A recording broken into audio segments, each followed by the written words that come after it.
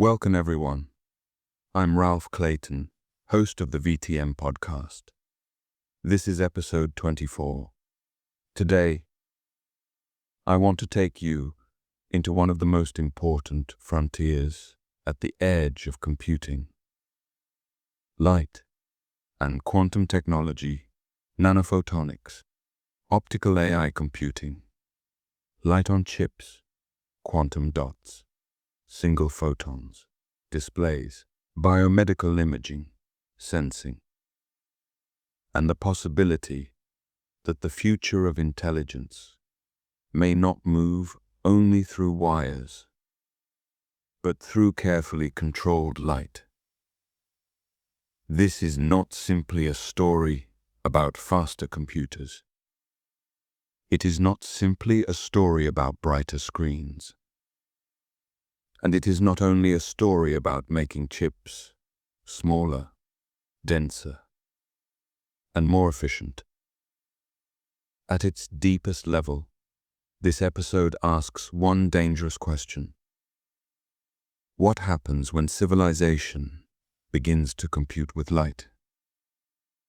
Because for most of the digital age, computation has belonged to electrons. Electrons move through wires.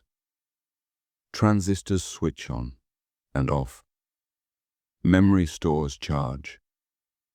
Processors perform logic. Signals travel through copper traces. Data moves from chip to chip. Servers fill rooms. Data centers consume power. Cooling systems fight heat. And the world calls this progress. For decades, progress meant making transistors smaller. More switches on a chip. More operations per second. More computation in the same space.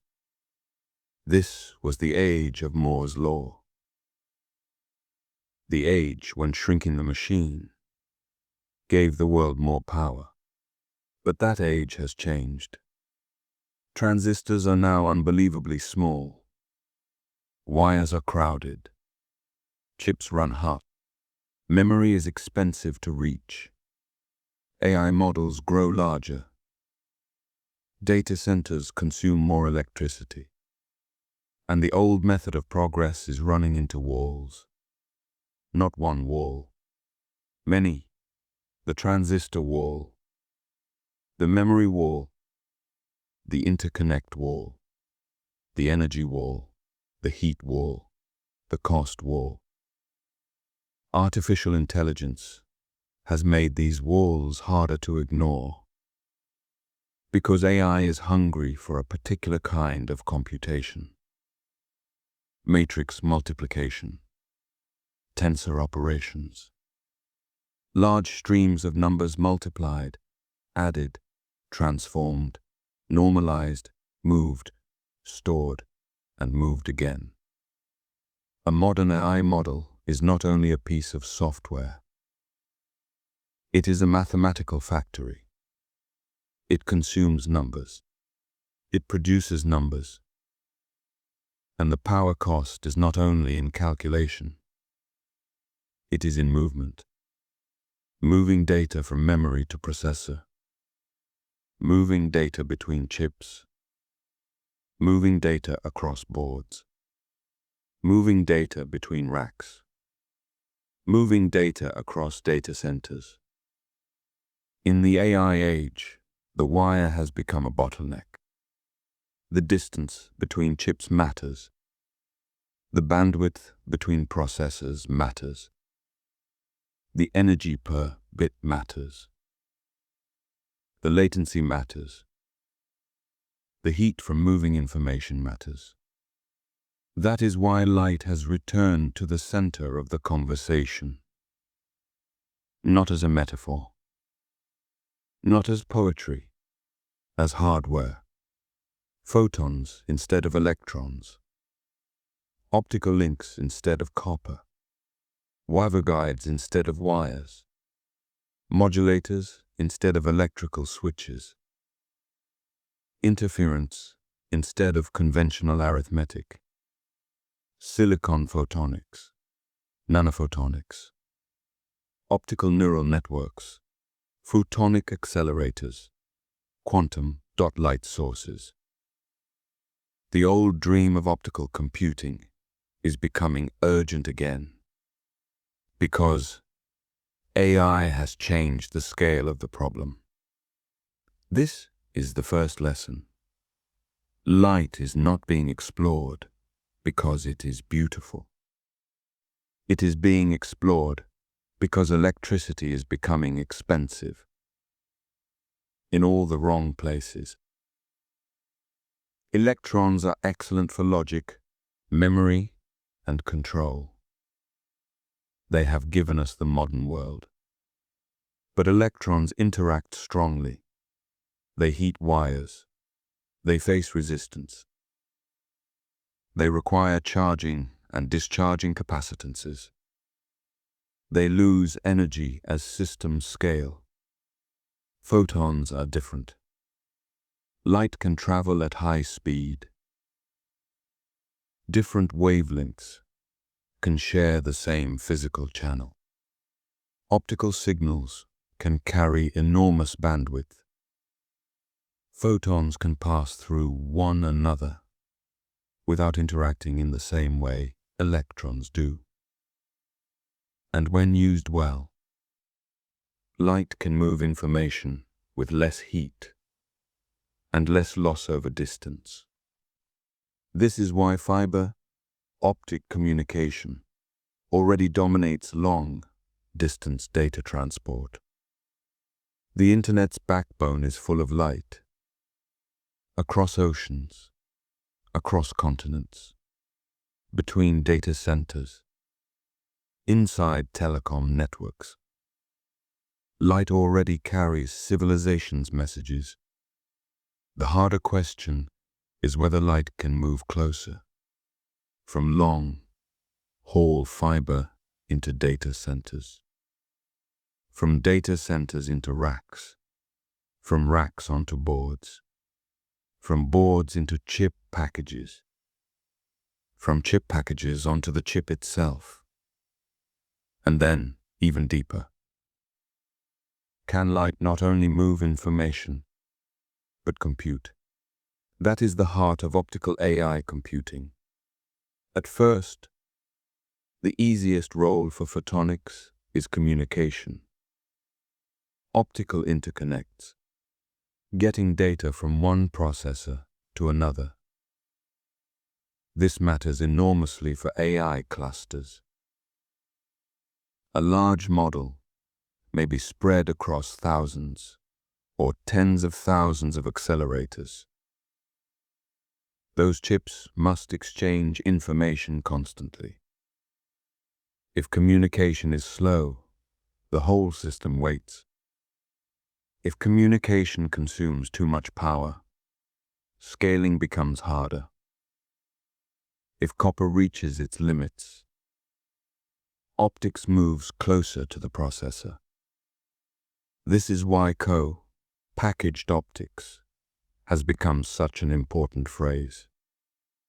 Instead of keeping optical modules far away from the main chips, engineers bring optical communication closer to the computing silicon.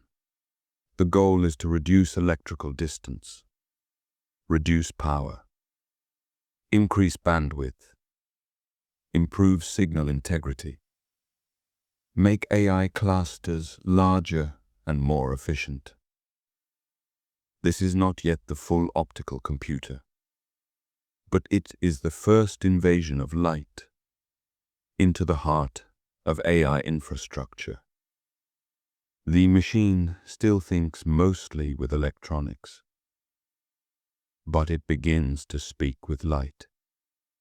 Then comes the second possibility. Use light to perform some of the mathematics itself, especially linear algebra. A neural network is full of weighted sums, inputs multiplied by weights, signals combined, vectors transformed by matrices. These operations can be mapped in certain architectures onto optical systems.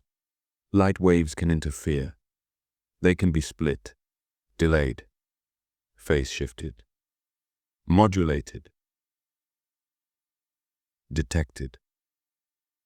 A photonic circuit can be arranged so that the physics of light performs part of the computation as the signal passes through. This is the seductive idea. Do not compute by making every multiplication a long sequence of electronic switching events. Let the wave do the work. Let interference become arithmetic. Let propagation become processing. Let light moving through a chip become a mathematical operation. That is why nanophotonics matters. Because controlling light on a chip is not simple. Light has a wavelength. It does not like being squeezed into spaces much smaller than itself without consequences. It leaks, scatters, interferes, couples, absorbs, and yet, by shaping materials at the nanoscale, engineers can guide it. They can make waveguides, rings, resonators, gratings, metasurfaces, photonic crystals, modulators, couplers, splitters,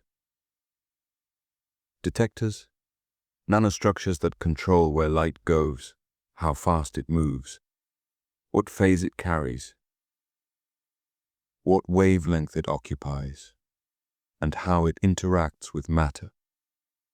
Nanophotonics is the art of making light obey architecture at tiny scales. That is its power and its difficulty, because optical computing does not become practical just because light is fast. Many things are fast in a laboratory and useless in a system. A useful AI computer needs precision, programmability, scalability, memory access, error control, manufacturing yield, software integration, thermal stability, packaging, repairability, cost, and compatibility with the rest of the computing stack. That last part is crucial. No optical AI chip lives alone. It must connect to electronic control, electronic memory, digital logic, software frameworks, data center networks, power delivery, cooling, manufacturing supply chains, and the AI models people actually want to run. This is why optical AI computing has spent years between promise and practicality. The physics is exciting. The system is unforgiving. Early optical neural networks often worked on simplified problems, or with limited precision, or with demonstrations that were impressive scientifically, but far from the demands of real AI. That is changing, but slowly. Recent work has shown photonic processors running more advanced AI workloads with much better precision than earlier systems. That matters, because AI does not only need speed, it needs numerical reliability. If an optical processor rounds away small values, accumulates noise, drifts thermally, or cannot maintain precision across a large model, then its speed becomes irrelevant. A fast wrong answer is not acceleration, it is failure. That is the second lesson. Optical computing must earn the right to be called computing. Not only light moving through a device, not only a beautiful interference pattern, not only a benchmark chosen because it flatters the system. Real workloads, real precision, real integration, real energy accounting, real comparison with electronic accelerators. This is where the field is maturing. The question is no longer simply, can light compute? The question is, can light compute accurately enough, cheaply enough, and at large enough scale to matter? And even if the answer is yes, it may not replace electronics. That is another important point. The future may not be optical computers instead of electronic computers. It may be hybrid systems. Electronics for memory, logic, control, and programmability. Photonics for communication and certain high-throughput mathematical operations. Optics for moving data across bottlenecks. Electronics for storing, scheduling, correcting, and controlling. A future AI processor may be less like a replacement and more like an alliance. Electrons and photons, each doing what they do best. The photon carries bandwidth. The electron carries logic. The photon moves with low loss. The electron switches with mature precision. The photon performs parallel linear operations. The electron handles nonlinearities, memory, and decision. That hybrid future may be more realistic than the fantasy of an all-light machine replacing every chip.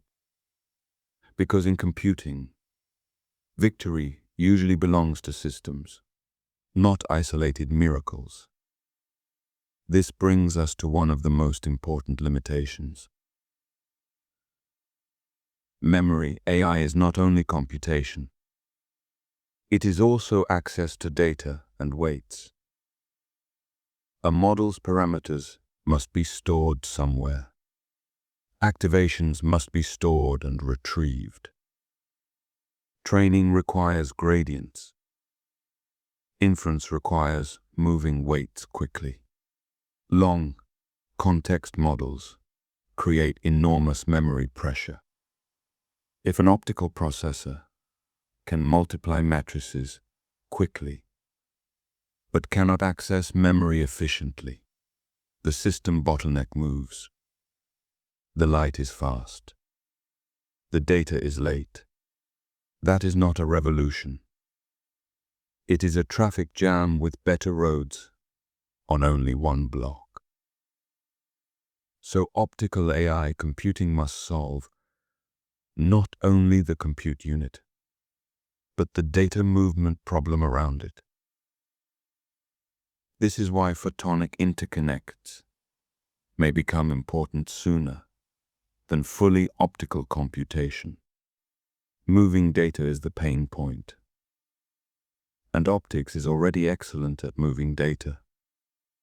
Co-packaged optics, silicon photonics, optical I/O, and wavelength division multiplexing may become the first large-scale commercial wave. Then, over time, more computation may move into photonic domains. That is a plausible sequence.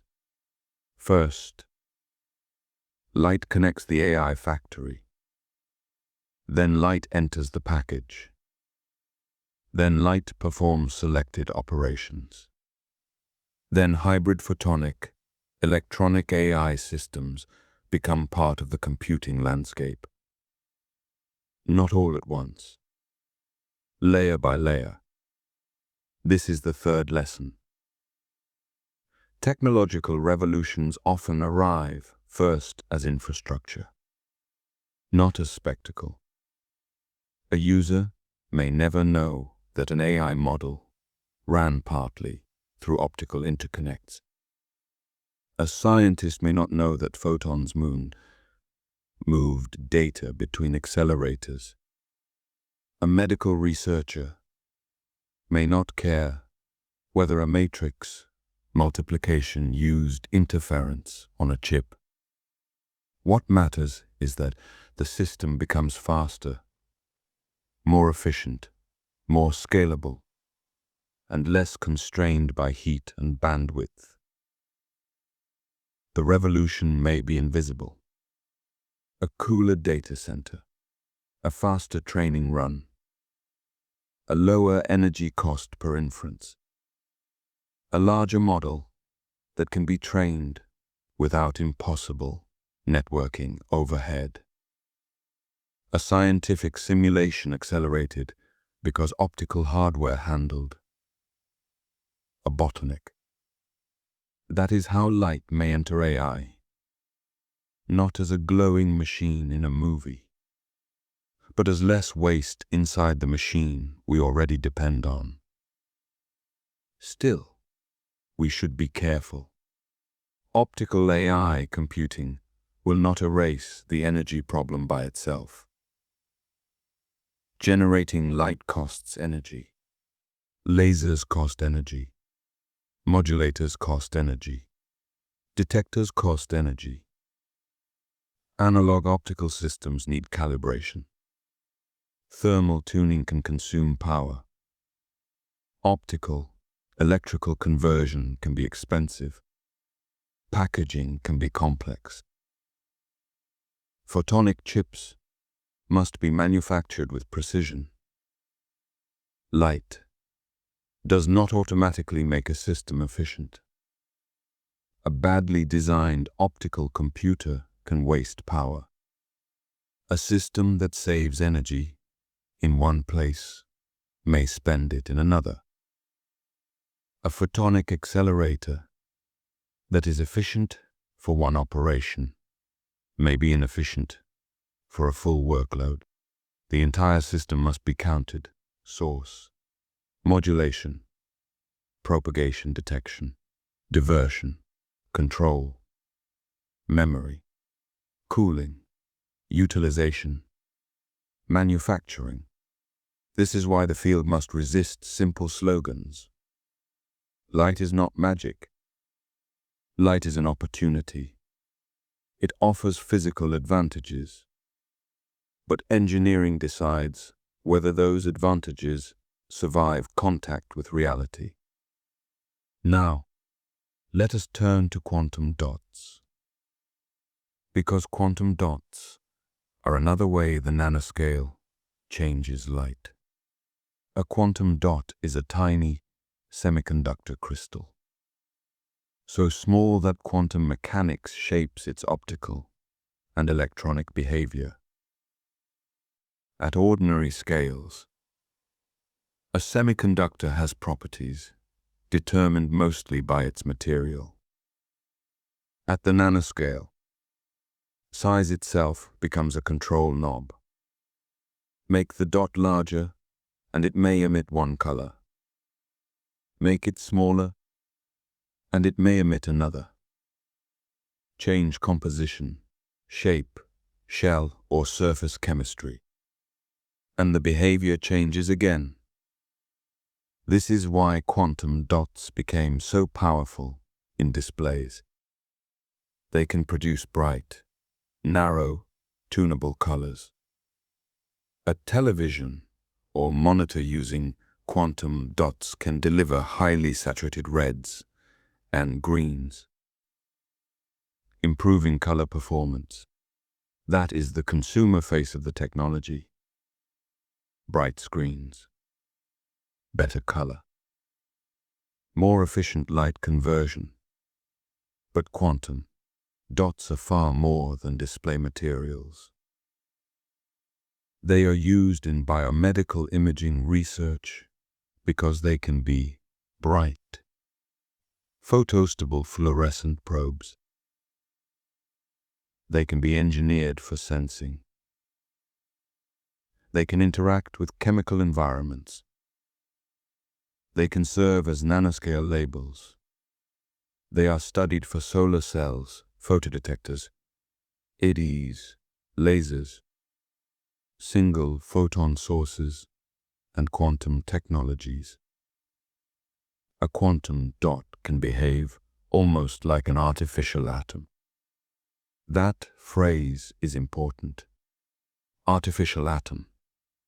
Because it means the dot can have discrete energy levels. It can absorb and emit light in controlled ways. It can, under the right conditions, release photons one at a time. And single photons are essential for quantum communication and quantum networks. This is where quantum dots meet the future of information. In ordinary communication, light pulses can contain many photons. In quantum communication, a single photon can carry quantum information. It can be part of a system where measuring it changes it. It can support secure communication schemes. It can help link quantum processors or memories. It can become a building block of a quantum network. But single photons must be high quality, pure, indistinguishable, coherent, generated at useful rates, at useful wavelengths, and compatible with real infrastructure. That last phrase matters. Useful wavelengths. The world already has fiber, optic networks. Those networks work best in telecom bands, where optical fiber losses are low. If a quantum dot source emits beautiful single photons at a wavelength that does not travel well through fiber, the system faces another problem. It may need frequency conversion, extra components, extra noise, extra complexity. So a coherent quantum dot single photon source operating directly in a telecom band is a major step. That is why recent 2026 work in Nature Nanotechnology matters. Researchers demonstrated waveguide, integrated indium arsenide quantum dots operating in the original telecom band, known as the O band, roughly from 260 to 360 nanometers. They reported quantum coherent emission with them. Line widths only slightly broader than the lifetime limit, and bright emission rates under pulsed excitation. The technical meaning is important. The photons were not only at a useful telecom wavelength, they were coherent enough to be relevant for scalable quantum networks.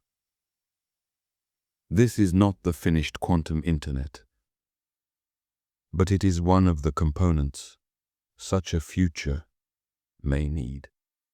A reliable photon emitter interface on a photonic platform at a telecom wavelength with strong optical performance. That is the kind of detail that turns quantum networking, necking from diagram into engineering. This is the fourth lesson. The quantum future depends on components that are boring enough to manufacture and exquisite enough to preserve quantum behavior. That is the paradox. Quantum systems are delicate. Manufacturing wants repeatability. Telecom networks want stability. Chips want integration. Quantum information wants coherence. The future requires all of them at once. A quantum dot in a lab is not enough. A quantum dot integrated into a waveguide is more serious. A quantum dot emitting coherent single photons in a telecom band is more serious still. A scalable, manufacturable, stable system that can connect quantum nodes over fiber would be another step entirely. This is why quantum dots are so important. They sit at the intersection of materials science, optics, electronics, quantum physics, and nanofabrication. They are not only particles, they are interfaces between matter and light, between classical devices and quantum states, between local chips and long-distance networks, between the nanoscale and the infrastructure of communication. But here too, we must avoid hype. Quantum dots will not automatically give us quantum networks. They must be controlled, positioned, tuned, integrated, protected from noise, coupled efficiently to optical modes, made reproducible across devices, operated at practical conditions, connected to memories, repeaters, detectors, and control systems. A single beautiful emitter does not make a network. A network requires architecture, nodes, links, synchronization, error management, photon indistinguishability, storage routing, standards, security, manufacturing, and systems engineering.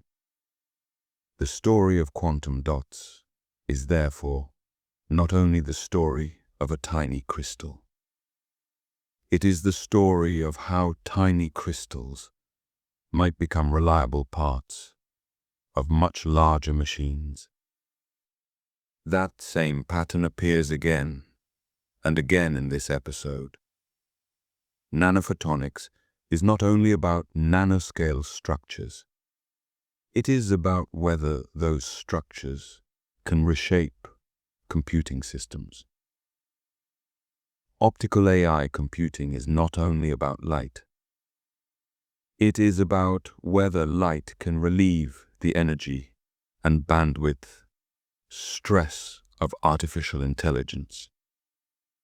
Quantum dots are not only about color. They are about whether nanoscale matter can produce, control, and detect light for displays, medicine, sensing, and quantum communication. The small scale matters because the large system is under pressure. AI needs more compute. Data centers need more bandwidth. Quantum networks need better photons. Displays need better color and efficiency. Biomedical imaging needs brighter and more stable probes. Sensors need more sensitive interaction with light. The future keeps asking matter to become more precise. At the nanoscale, matter answers differently. That is why nanotechnology keeps returning to the center of modern science. Not because small is automatically better, but because small changes the rules. Surface area grows. Quantum confinement appears. Light can be trapped, guided, and reshaped. Electrons occupy different states. Photons interact with structures comparable to their wavelength. Materials become tunable in ways bulk materials are not. The nanoscale is not just a smaller version of the ordinary world. It is a different regime. A place where design can reach into the behavior of light itself. And that may be exactly what computing now needs. Because AI is pushing conventional electronics into a difficult era. The world can build more data centers. But power is not infinite. Cooling is not free. Transmission lines are not instant. Chips are not easy to manufacture. Training larger models cannot remain only a matter of burning more electricity. At some point, intelligence must become more efficient. Not only algorithmically, physically. Better architectures, better memory movement, better interconnects, better packaging, better cooling, better mathematical hardware, better mapping between models and machines. Optical systems may become part of that answer. Not because they make computation free, because they may reduce waste in the operations AI performs most heavily. Parallel linear algebra, high bandwidth communication, low latency interconnects, matrix vector multiplication, data movement across clusters. These are places where light has a credible claim, but the honest future is selective. Photonic AI chips may excel at some workloads and fail at others. They may accelerate inference before training. They may serve specialized layers before whole models. They may appear first in data center interconnects rather than processors. They may work best as coprocessors. They may require model architectures designed for optical hardware. They may depend on new software compilers that understand photonic constraints. The machine may not change all at once. It may hybridize. This is how many technologies mature. The future rarely replaces the past cleanly. It grows through it. Optics will not erase electronics. It will enter where electronics is weakest. Electronics will remain where it is strongest. And between them, new architectures will appear. Photonic electronic AI systems. Quantum dot emitters on photonic chips. Silicon photonics in AI networks. Optical interposers. Metasurface processors. Neuromorphic optical circuits. Quantum light sources. Sensing platforms. Display materials. Biomedical probes. All connected by one deeper movement. The effort to make light programmable at smaller scales. So what are nanophotonics, optical AI computing, and quantum dots truly about? They are about speed. But speed is only the surface. They are about energy. But energy is only the constraint. They are about chips. But chips are only the stage. They are about light, becoming a working material of computation. They are about photons, entering the places where electrons are beginning to struggle. They are about nanoscale structures that bend, guide, split, trap, and tune light. They are about AI systems that may one day compute with less heat and more bandwidth. They are about quantum, dots that turn size into color, nanoscale matter into light, and single photons into possible carriers of quantum information. They are about displays that glow because quantum mechanics has been engineered. They are about sensors and biomedical imaging that use light from tiny crystals to reveal hidden signals. They are about quantum networks that may require coherent single photons at telecom wavelengths. And they are about the possibility that the future of information will be built not only from switches, but from waves. That future is not guaranteed. There are hard problems ahead: noise, precision, memory, manufacturing, integration, packaging, cost, reliability, software, scaling, and proof that these systems beat electronic alternatives where it actually matters. But the direction is clear. As AI grows, the world cannot rely only on making the same electronic systems larger. As quantum networking matures, the world cannot rely only on fragile laboratory setups. As sensing and displays advance, the world will continue to use nanoscale light, matter interactions in more precise ways.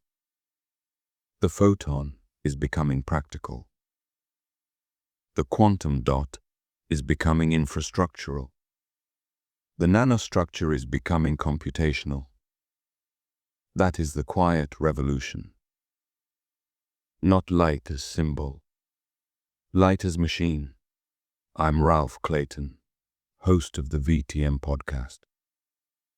Thank you for joining me for episode 24, and this look into nanophotonics, optical AI computing, quantum dots, and the technologies beginning to reshape how intelligence and information move through the world. And remember, not every faster chip is a better future.